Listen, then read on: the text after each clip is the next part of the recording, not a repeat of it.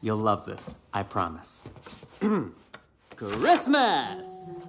When it comes to Christmas, no one celebrates it better than the Filipinos. Philippines is known for celebrating the longest Christmas season in the world. While Christmas is a holiday celebrated worldwide, some Filipino traditions uniquely embrace and have transformed into something that can totally call ours. So let's check these 5 Filipino Christmas traditions that may disappear soon, part 2.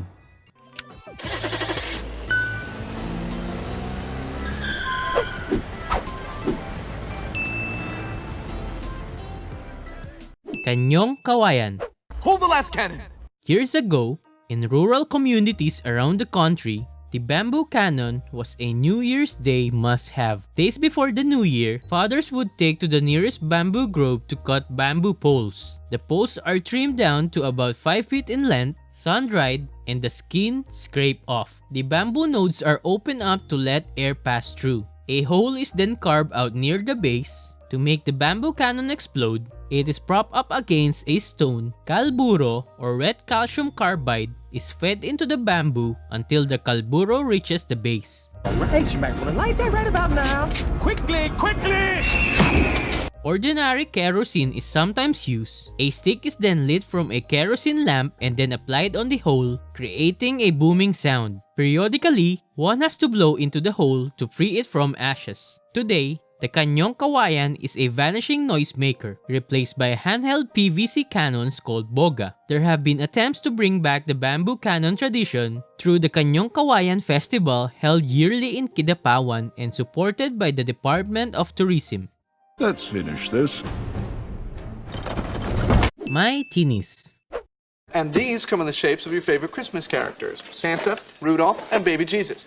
There are several versions of the Mightiness festival around the country, most notably in Cavite and in Pampanga. The term Mightiness may have been derived from matins or evening prayers. Kawit holds its Mightiness every Christmas Eve, which involves the reenactment of the Virgin Mary in Joseph's search in Bethlehem. Like the Panunuluyan, opulent floats depicting biblical scenes, Adam and Eve, Moses, Mary, and Joseph are paraded on the streets and culminates with the arrival of the blessed couple at the Santa Maria Magdalena Church. Mary and Joseph are attended and welcomed by singing angels as they take their place in giant Belen or nativity scene. Merry Christmas to all! Mightiness in Pampanga is also held on Christmas Eve with a spectacular procession of holy images, patrons of every barangay, accompanied by colorfully lit lanterns of the most amazing variety. Village choirs singing Dios te salve accompanied the faithful as they wend their way through the main streets of the town and back to the church. This tradition is still observed in a few towns and cities like San Fernando, Magalang, Mabalacat, and Mexico, Pampanga. Thanks, Grandpa. This Christmas is perfect. Majiganga Festival.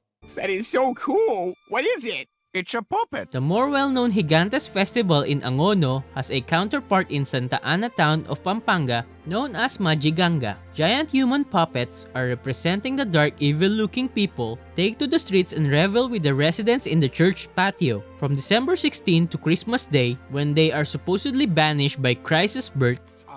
I'm sorry, is this your stable? No. The unique tradition was derived from Mexico, where there is a form of street pageant called Mojiganga, which in turn was adapted from medieval Spain. Kapampangan adapted the transported practice, using the puppets as symbols of evil, unlike in Mexico, where they represented saints and royal figures. I'm not a puppet, I'm real. Baka Baka. And now for some soothing sounds from Squidward's clarinet.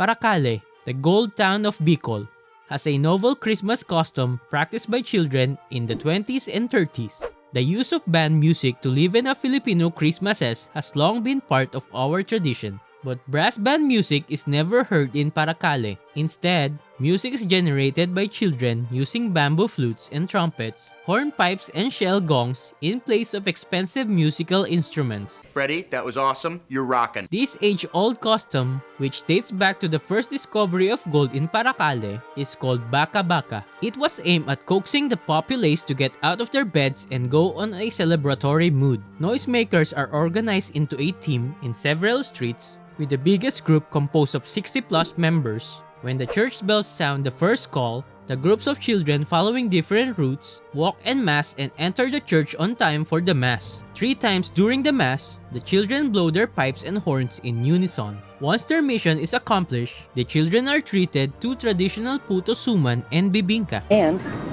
all you can eat. The fish lanterns of Pampanga. Check it out.